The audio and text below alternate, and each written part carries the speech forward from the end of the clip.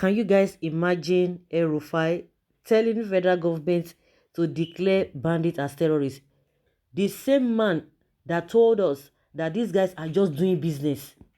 They know what they are doing, and the more you keep calling black white, the more the problem escalates. You know the problem, you know the genesis of the problem.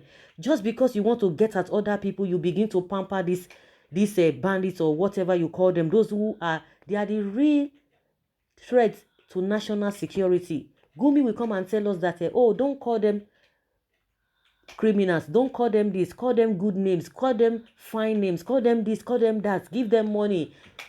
They have families too. Don't do this. Don't be hard on them. Don't be harsh on them. People who are taking people's lives, you say they should not be harsh on them. They should pamper them. And he was giving an analogy some time ago that, oh, if you see a number robber, you are going to be saying yes sir, yes sir. You can imagine.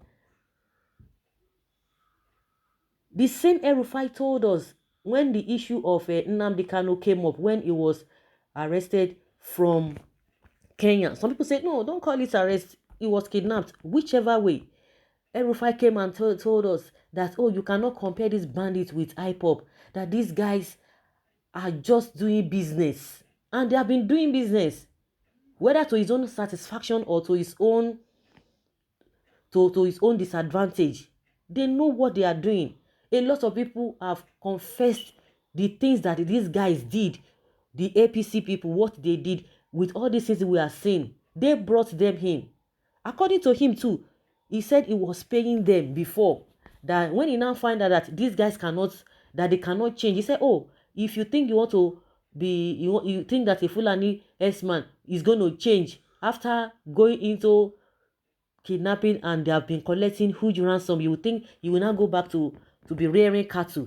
The same ELRUFAI said it. At the end of the day, we still turn back again and say, oh, they're just doing business. Just because you want to give a dog a bad name. Now, it's coming back again. Oh, saying that they should declare them as terrorists. Is he just deceiving himself or he's just trying to, I don't understand. Whether you say the right thing or you don't say the right thing, the truth is just that the reality is facing everybody there. And you guys are bearing the brunt the more. Governor Nasir El-Rufai of Kaduna State has called on the federal government to declare bandits as terrorists. He said this will enable the military to kill them without consequences in international law. You can imagine. To me, I believe that all this repentance here and there, now arrange, which work have they really done? Not that the soldiers we have cannot do, they are not capable of doing the right thing, but they are somehow handicapped. They are handicapped. Because now they are telling us about international law that as soon as they have repented, that according to international law, you can't do anything to them. Like seriously, Lai Mohammed will come and tell us that, because they believe in national unity, because they believe in Nigeria, so that is why they are different. Oh, they don't carry flags, they don't have flags, they don't sight flags anywhere. You can imagine. These are the people we call elders. These are the people we call political leaders. ELRUFAI said this will enable the military, if they are being killed, it will enable them to kill without consequences of international law.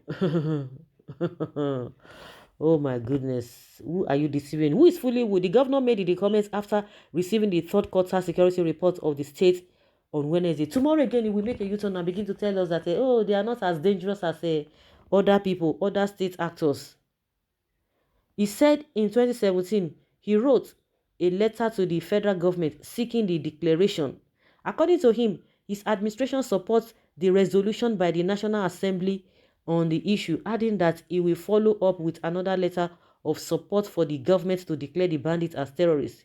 He said, we in Kaduna State have always aligned with the declaration of bandits and as insurgents and terrorists.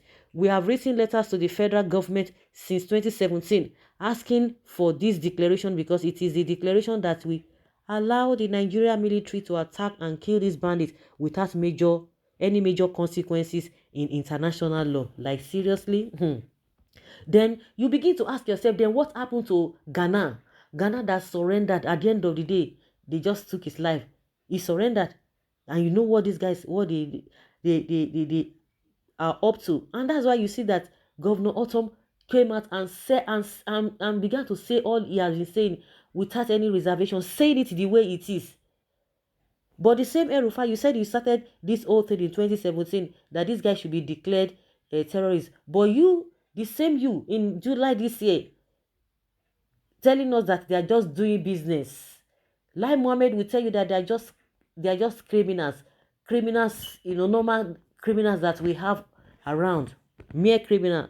He says, so we support the resolution by the National Assembly and we are going to follow up with a letter of support for the federal government to declare these bandits and insurgents as terrorists so that they will be fair game for our military. This is the view of the Kaduna State government, he said. The governor also called for a consensus between the federal government and the 36 states on an emergency program of recruitment into the security agencies, adding that governments can change the game significantly by hiring 1,000 willing youth from each of the 774 local government areas in the country into the security agencies. He said this will be a surge in numbers that is unprecedented since the Civil War. He said an influx of 774,000 new boots on the ground will be a significant blow on criminals and also serve as an employment boost.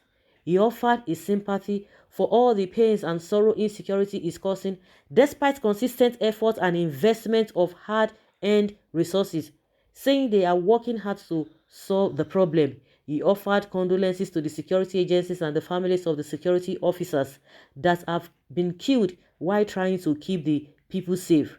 I wish to appeal to all the citizens and residents of Kaduna State to remain law-abiding and to uphold peace in their communities as best as they can, he said. Tomorrow now, he will make a U-turn and say, oh, I never said this, I never said that. That is not what I meant. Who are the people bearing the brunt the more? It is you people. Of course, it's affecting other regions, other states. It's affecting them. I think recently, the Lagos state government said youth in Lagos are not even interested in joining any military. The way they are being treated, the way they are not being taken care of, their welfare is not being taken care of. Yeah, you expect them to go and join the army. I could remember when Tinubu was talking about, oh, you give them cassava, you give them corn, you give them whatever. He was saying it. So when you have said that it is the same poor people's children that you want to go and put and subject them to abject poverty, how many army or soldiers have resigned? Can you allow your own children to go and join? If it is a good thing, you can allow them to go and join so that we know that you guys are patriotic. So guys, let's hear your opinion and know your thoughts on this. Thank you.